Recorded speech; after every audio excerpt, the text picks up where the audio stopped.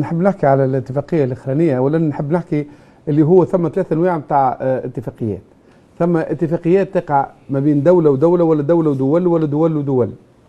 وهذه الاتفاقيه تبدا في تناقش ما بين وزراء الخارجيه، وقت اللي هما يتفقوا يهزوا النص يناقشوه في البرلمان، تقع عليه مصادقه. كي تقع عليه المصادقه ياخذ المصادقه الممثل الرسمي للدوله، يكون رئيس دوله ولا رئيس حكومه، ويمشي يتبادل المواثيق هذوكم ويتنشر في الرائد الرسمي، وبعد النشر يولي اعلى من القانون. الاتفاقيه الثانيه اسمها كونفنسيون، اقل شوي، هي تقع ما بين دوله ومنظمه عالميه كما الفاو ولا كما منظمه الطاقه النوويه ولا الى اخره. الاتفاقيه الثالثه يعبروا عليها جماعه الخارجيه بالدوكيمون تكنيك، يعني ورقه فنيه. هذه شنو هي الوحده نتاعها؟ انها ما تتعداش على البرلمان. الزوز الاولانيين يتعداوا على البرلمان، الثالثه ما تتعداش على البرلمان ويقول عليها وقت اللي يحب، يعني سر.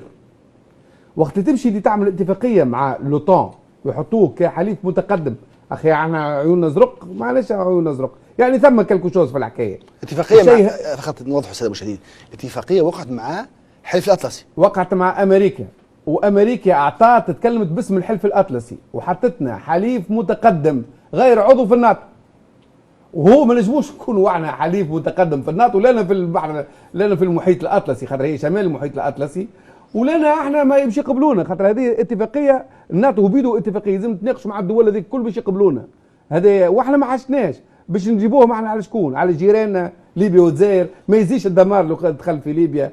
هاو هذايا دوكيمون يظهر الى الجزائر بالاتفاقيه هذه تسركلت بالناتو، تسركلت من كل الجانب. شو المرجع؟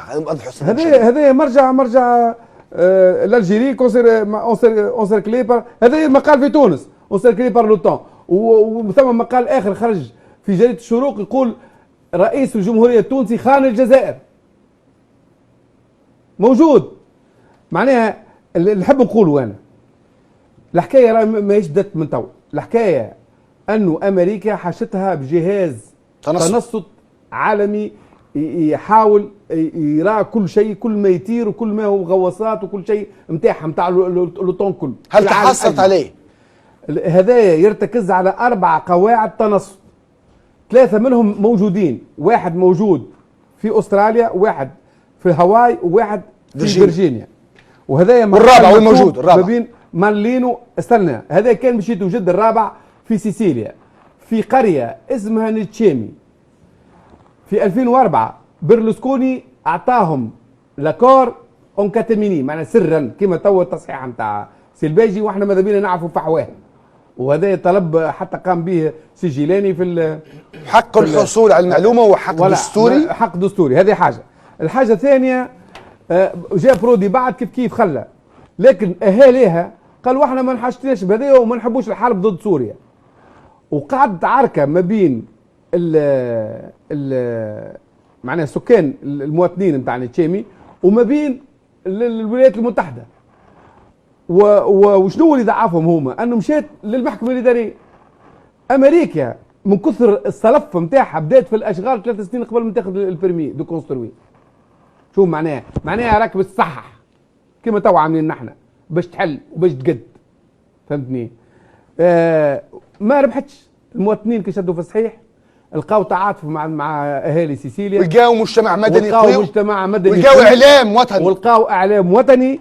وهذا الكل صار معناها باش هي ربحت. هاو قال لك نيتشيمي ريزيست الامبير، معناها قريه فيها 2500 واحد توقف مشروع مئات مليارات الدولارات، مش فتلكه، مش تاع 5. هل تلمح ان تونس الان البارابول وحده 18 متر، معناها البارابول 18 متر يربط 20,000 حاسوب.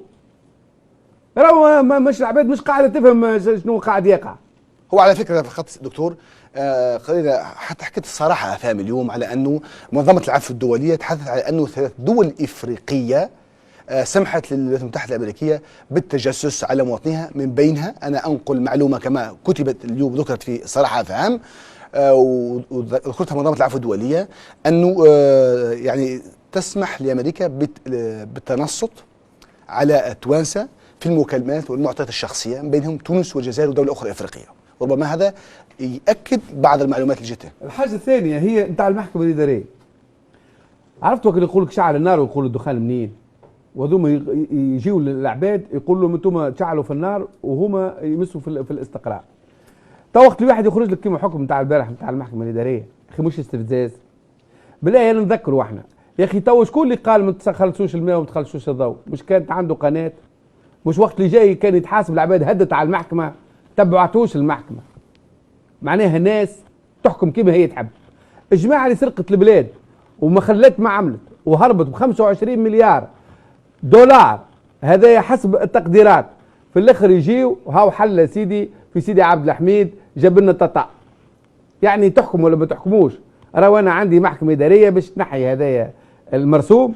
تعرف معناها تنحي المرسوم؟ معناها حكومه الباجي قايد سبسب كلها ما فماش، ومعناها اكل المؤسسات نتاع عاشور وغيره وكل هذاك ما ثماش، ومعناها الانتخابات ما ثماش، ومعناها كلهم على بعضهم ما ثماش. معناها هذه ناس تعمل سكون ابيل لي بالون سونداج، كيفاش يقولوا انا بيب تيست ولا معناها باش يجربوا التوانسه. الحاجه اللي لازم يفهمها الحكومه هذه وانا نشوف فيها متوتره، اللي هذا يخرج بسرعه بكل حزم، والاخر باش نتبعوكم بالقانون رئيس الدوله، والاخر رئيس الحكومه باش يتبعهم، وسي الوزير نتاع توا ولات عنده وزيره كبيره ياسر، هذاك علاش هو كبر برشا، نتاع الاستثمار والتعاون الدولي والتنميه وندري شنو.